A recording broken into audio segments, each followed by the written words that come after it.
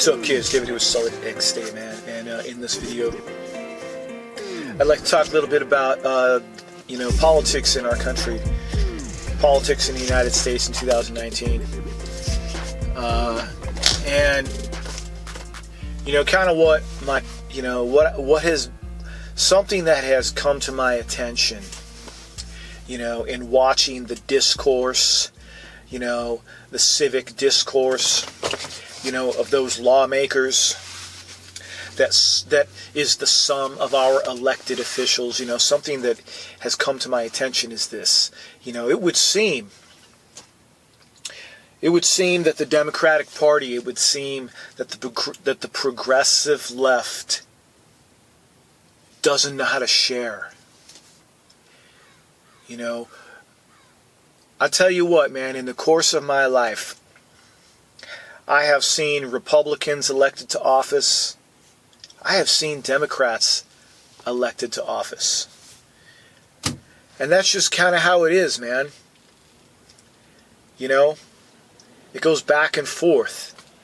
The conversation of what Americans hold to be most essential, that conversation that is played out politically, in the people we elect, in the ideas that we choose to get behind.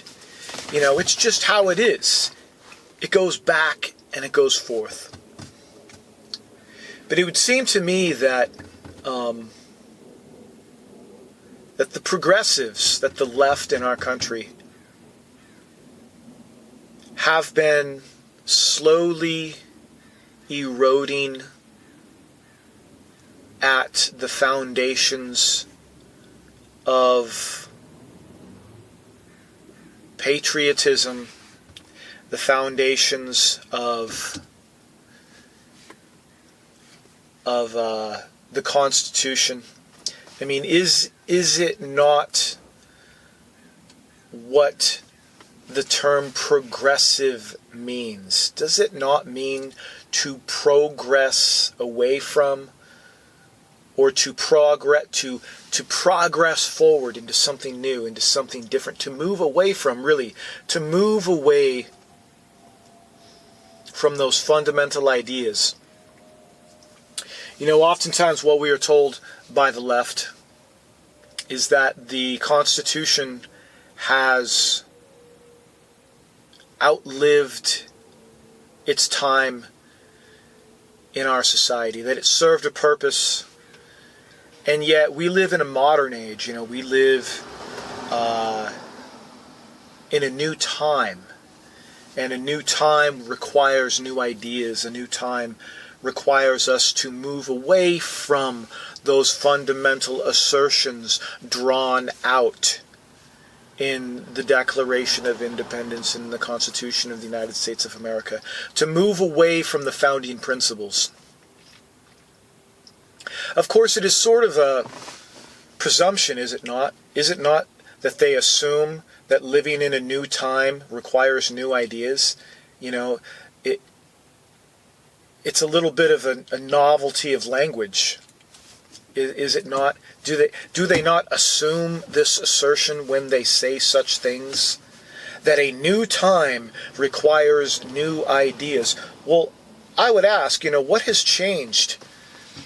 What has changed that the fundamental and philosophical premises,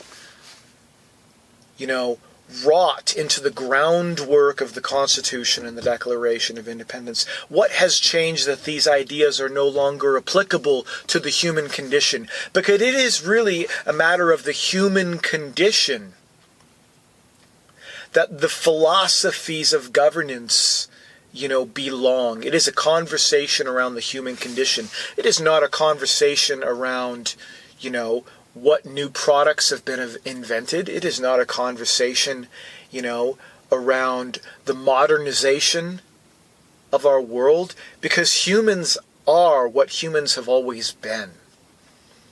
The human condition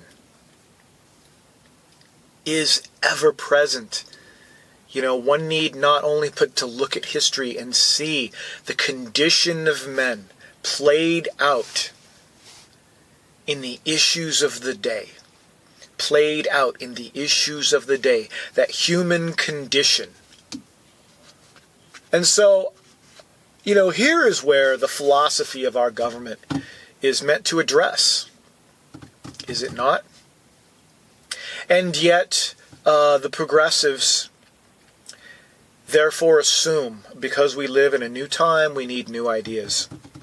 But they never make the case. They never make the case why. Why do we need new ideas? Why is the Constitution no longer applicable? Why is the Bill of Rights why has it run its course? What is it about today that is different than yesterday? They never make that case. It's just the play on words that a new time requires new ideas. How novel. How clever. But really, I would let me draw back to my original point, man, that the left doesn't know how to share. The left does not know how to share. And I think that the reason is because the left is on a course to move away from that fundamental premises of America. My whole life, man, I have heard the left talk about their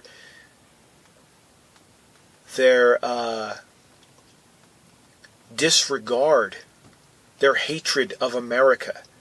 That America is just about corporate greed. America is just about power. America is just about oil. Every war is an oil war. Okay, every war is an oil war. And America sucks. Really? America's all that, then why does everyone want to come here? If America is such a dump, if America is such a corrupt, backwards, unsettled, den of thieves and robbers, then, tell me this, why does everyone want to come here? How is it that it's America that comes to the aid? Every time there's a disaster somewhere in the world, every time, there's a famine, how is it that America is always there? Trying to help out the poor. How is it that America, what other countries are there running to the aid of the disenfranchised and the people that suffer in this world? Who else is coming to their aid? So if America is such a bad place, then how is it that we do so much for so many? For my whole life I've been hearing from the left, from the Howard Zinns of America, from the Noam Chomskys of America. I've been hearing, this long and elaborate case that they make against the foundations of America as a philosophy, America as an idea. My whole life I've heard this, man. And I tell you what, it would seem that the left is intending each year, each election season, to gain ground, to grab an inch of ground at a time. And they have slowly eroded at our culture. They have slowly eroded at our conversation, changing, if you will, the narratives to distract us from the real issues. Moving us away from the real issues at hand, day by day, year by year, gaining an inch at a time. And it would seem that with the presidency of Barack Obama, man, that there was a kind of progressive victory that they felt that they won. And a certain kind of ground was gained, and they thought there was no going back. If you will, a kind of revolution, a progressive revolution. And what has happened is that Barack Obama, I don't mean to villainize the dude, but the dude had his time, man. He had his time in office. He had his 8 years. He had his 8 years. And what has happened, what has always happened, man? The left gets some time in office, the right gets some time in office. You think the right is always going to be in power? No, man, it goes back and forth. That's the way it always has been. But yet, the hysteria today of the left, the incessant need to investigate the duly elected president of the United States of America, and even so now today, the baseless charge in which they seek to impeach a duly elected president with, this groundless charge of theirs. I think what it really gets down to, man, is they don't want to share anymore. They have had their progressive revolution in Barack Obama, and they don't want to go back. Or it's not even that it's a matter of going back. They just don't want to move to the right. We're all moving forward, but they don't want to share the future. They don't want to share the future. The left seeks to redefine the world as we know it. The left ultimately seeks to achieve the leftist, that radical leftist globalism, that centralization of power in the UN, that globalist agenda, wherein, they get to babysit us. They get to tell us how to think and how to walk and how to talk and what to read and what to know. They will decide, and that's what they want. They want to decide. And there's no more sharing with them. There's no more sharing with them. And so I would like to close with this. I would like to say, man, vote for Trump in 2020. You don't got to like the guy, but vote for him as a rejection of the fascism that is coming out of the left today, out of the leftist progressive party today in America, as a rejection of that fascism, that regime of fascist thought, wherein they are unwilling to share. It is highly and wholly and completely dysfunctional. Their ability to degenerate the conversation in our country down to squabbling.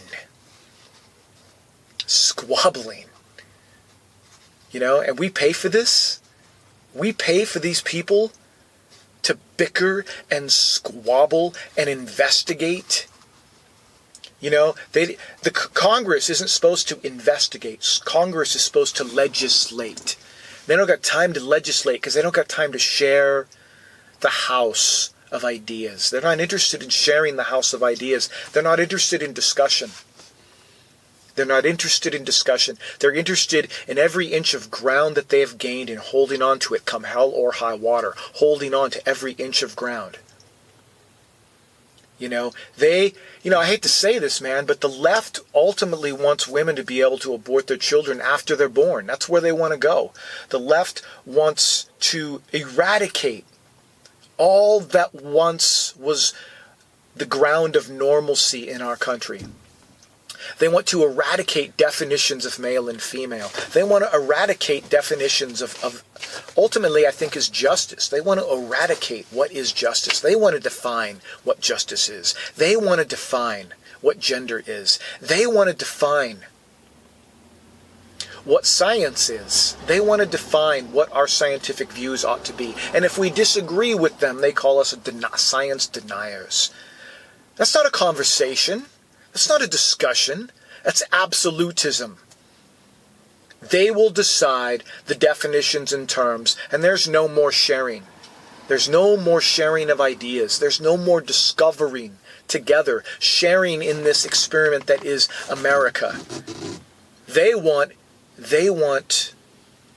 totalitarianism of ideas, totalitarianism of philosophy, totalitarianism of definition.